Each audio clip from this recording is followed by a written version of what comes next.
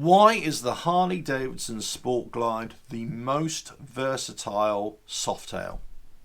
Catch you inside. RevelatorAlf.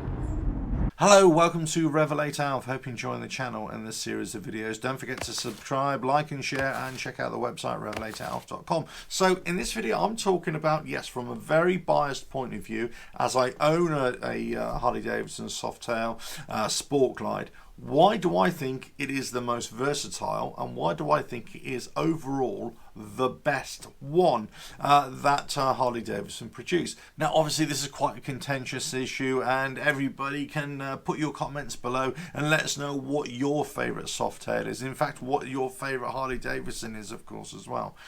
But that's not really the point of this discussion. It's not necessarily what is the best or what is your favourite. I'm talking about what is the most versatile.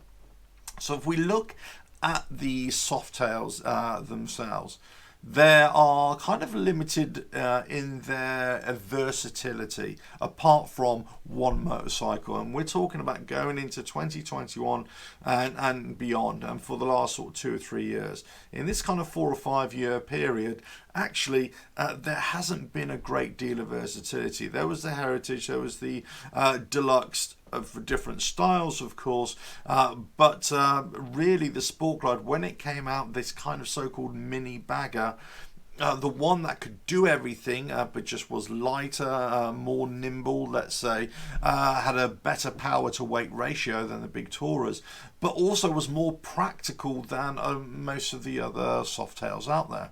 Is it necessarily the fastest of the Softails? No. Is it the one with the most power? Absolutely not. Is it the one that many were saying that really should have had the 114 engine instead of the 107 engine? Yes, absolutely right. Personally, I still think the 107 engine, the way it operates, the way it revs, the way it delivers its power, is a better option for the Sport Glide than the 114. But I take your point. If they could introduce a 114 engine into the Sport Glide and change the tuning of it a little bit, I think that would be even better. There are reports that the Sport Glide is for the chopping block. Others would say no, actually they're looking at 2021, 2022 for a 114 engine. Either way, whether it stays or where it goes, for a 3 year period at least, it has occupied a space that Harley Davidson saw there was a hole. There was a hole in the market where lots of people didn't really want to go up to the big Tourers. They didn't really want to have that space to occupy at home or on the road, but they didn't want to go too small, but they wanted practicality. They wanted practicality of being able just to stuff the boxes, the saddlebags full of stuff, and ride off into the sunset, or to work, or to a camping trip, or whatever, and you'd have something there. Enough power for riding solo or for two up. It's had its issues, it's had its problems, not only in terms of, is it really a proper tourer, especially when you come to two up. The stock seat isn't really designed for that. So you have to start investing in a really decent tourer. But many would say, well, if you're going to go for a tourer, you really should go for a street glide, road glide, or even something a little bit bigger that has the tour pack there. That's really going to be your ultimate touring package. So it had the niche market within the Harley Davidson lineup.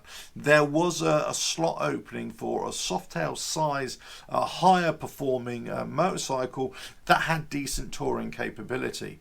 The great thing about the Sport Glide is that you can remove the saddlebags, you can remove the fairing, if you will, which many also believe is not a great feature of that. It's not really good for wind deflection, and the styling is a little bit off as well. But if you can take those off, then you're basically running a naked bike, kind of bobber style bike, and obviously you can change the look of anything. What many Sport Glide riders were tending to do was change that fairing, and then they were either going for a larger fairing or a larger windscreen as well.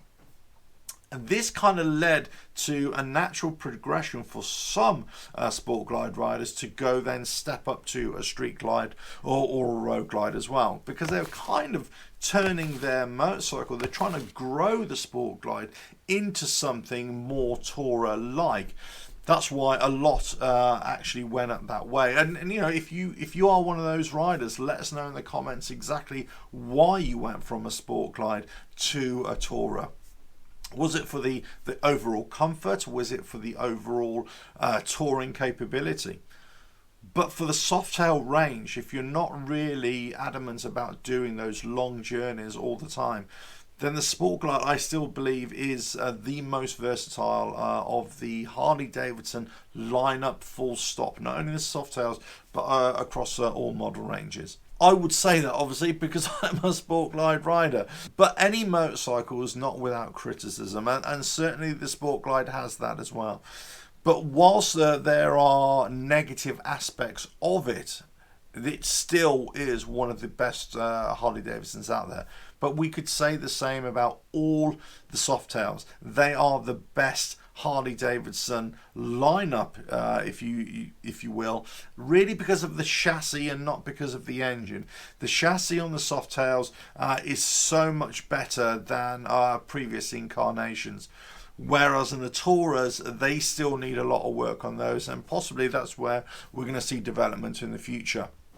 And then there will probably be king. The fashion of last few years has been with the Tourers, going for the Tourers road glide and the street glide and the road king special, of course, but also the limiteds as well. I mean, there's lots of movement towards that. There's lots of desire and aspiration to have those Tourers. But the Softails really have occupied their own market and their own following amongst riders as well.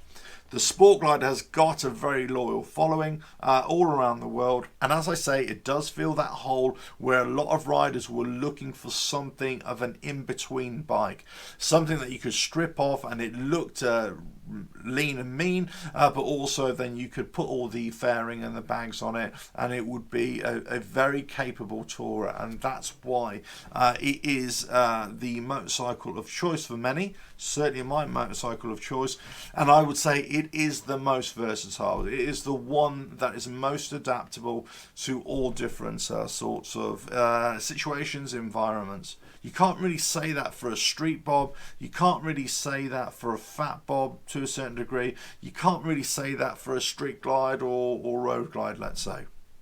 And you certainly can't say that for a Sportster. It is that bike that just sits neatly in there.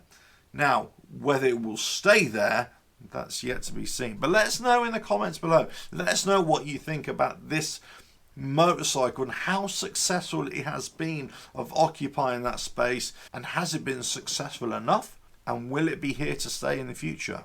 That's the question now. Has it been successful enough in the eyes of Harley Davidson Motor Company? Will it have done enough in markets around the world? Will it have sold enough numbers? Has there been enough excitement around the world so that this motorcycle stays beyond 2021? Many of us would certainly hope so. Many of us would certainly think that actually it does really need a 114 option on that motorcycle. So you can either buy the 107 or the 114. If I were in the corridors of power at Harley Davidson, I would not be scrapping the Sport Glide. However, I would definitely introduce the 114 engine in it. Anyway, let us know what you think in the comments. Let us know about the future of the Sport Glide, the options available. Is it a big thumbs up or is it a big thumbs down? Do you much prefer other motorcycles? Really just talking about not your favourite, not the best, but the most versatile, and whether there is a place for it in the Softail lineup. Well, I hope you found that useful. A couple more videos coming at the end of this, so go check those out. Don't forget to subscribe, like and share. Check out the website RevelatorAlf.com, and I will catch you again on another video. Bye now.